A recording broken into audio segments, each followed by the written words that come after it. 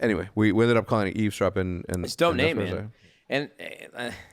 And I think it even kind of goes to show like who you are and like what you like to do, because I mean, you're obviously doing very well for yourself. You don't need to do this, but it just shows your passion for the community and passion for like just being a part of bigger projects. Yeah. And to be honest with you, I said it at the beginning, and I don't even know if we were rolling at that time. This was impressive. You know, I know you. I'm sure Matt helps you, you know, logistically with all of this. But even the fact that you went and hired somebody to do this with you, like for as long as I've known you, it's very impressive, because you don't need to do this, but you're doing it. Came out to LA, interviewed a bunch of people. I mean, usually when you and I have ideas, we always talk about, but we never kind of take action and follow through.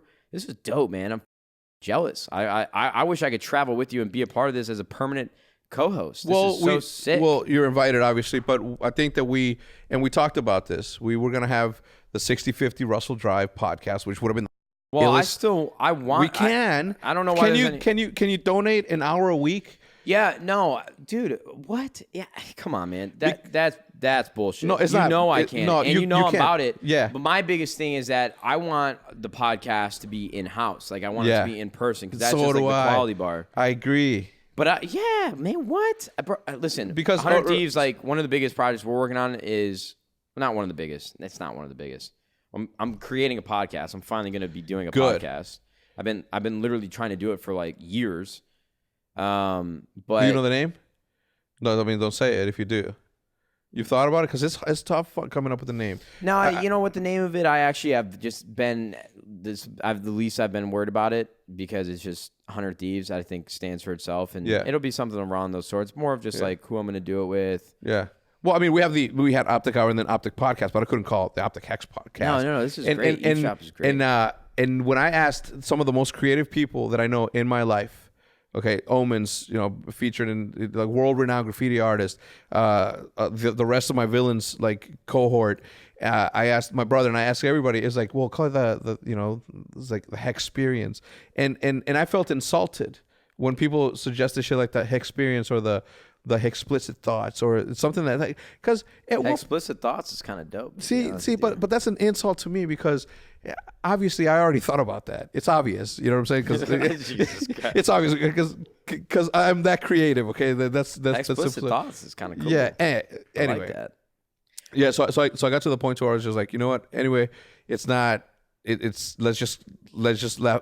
I got my brother and Matt in the room the following day after I spoke to Jude that night, and I'm like, we're not leaving today until we do that. And we sat down. We got Firehouse Subs, and we sat down and discussed what the name of the podcast was. Is that a hashtag ad right there? No. Oh, no. But if you want to sponsor the podcast, and that's the other thing. You know, when you said this, like, I don't need to do this, you're right. I don't need to do this. You know what I'm saying? Absolutely Your man's is living right. But we're out here just living. But I don't think I could ever. I don't know what not doing shit all day looks like. You know what I'm saying? You gotta have stuff you're passionate about. Yeah, and even if you're not passionate about it, like you have a job. Yeah, you know, like you have to have something that you're working towards every single day. Dude, it's funny that we bring that up, because I have met, and I promise you, I don't mean this like I'm stunting or like I'm pompous about it.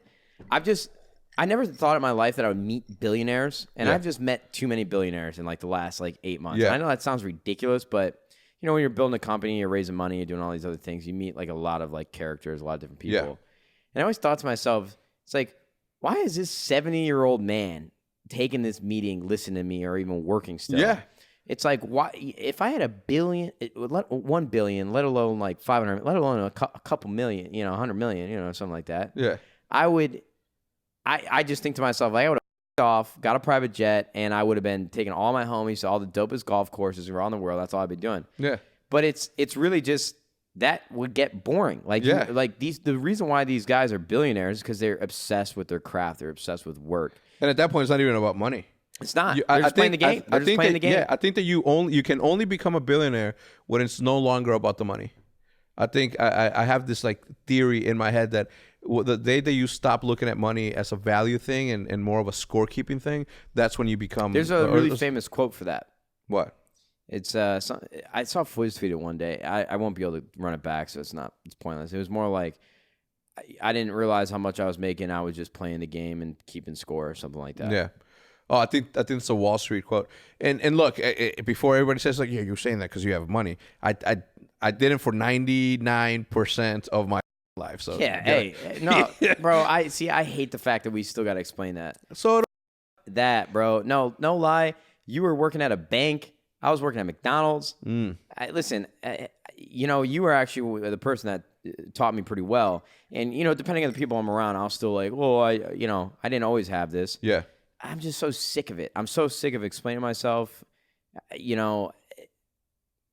Dude, we did something that nobody else was doing. Mm-hmm. We carved a path for ourselves. We did really well for ourselves. I don't think it's something to be ashamed of. No, I'm not. Trust me. I know you're not ashamed of it, but it sucks that like every video, especially on YouTube, it's like if I'm unboxing sneakers or if I buy a Rolex or if I buy a car, like, oh, yeah, you're stunting. You're just trying to show off. You're being this. You're being that. Like, what? Yeah, I think it'd be the reverse thing. If I was to brag about something, I would brag about the fact that I shitted in a bucket when I was a little kid. Something that's like really like alternative to what I'm living now to make you feel sorry for my upbringing and make you more. But it's not about that. You know what I'm saying? Like I don't think. And you can ask Jude this. Casey Neistat said something that I've always said my entire life. I've always been rich. I've just never had the money. You know what I'm saying? I've always been. I tell this to my high school friends who are super. They're like my friends, like the way you're my friends. I always say that my success is always trying to catch up to my ego, because I think that confidence leads you to places, and it gives you like if you're confident, it gives you the ability to fly to heights that you've never imagine that you could. And if I was in the position that I was in for the past 10 or 15 years, or even before all this, and I was in the banking industry, and I felt that was it for me, and I didn't have the confidence to push myself to do something, I would have never gotten here. Confidence is key, man.